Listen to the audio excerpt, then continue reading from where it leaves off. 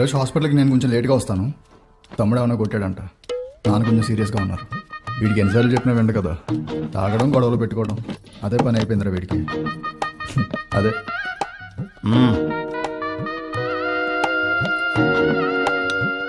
షుగరా? చట్నీ కూడా లేదా అమ్మా?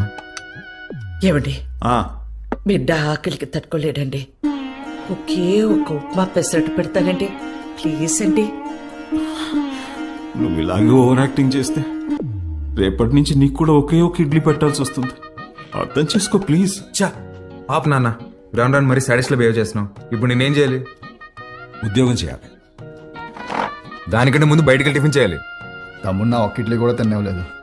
ఉద్యోగం చేస్తేనే నాన్న ఇంట్లో ఉండమంటున్నారు. రే, నువ్వు డాక్టర్వా రిపోర్టర్వా? ఇడ్లీ తినేసి హాస్పిటల్కి వెళ్ళి అత్తవా. నానా, నీకు ఒక 1000 రూపీస్ గూగుల్ పే చేస్తాను. నీకేం కావాలి?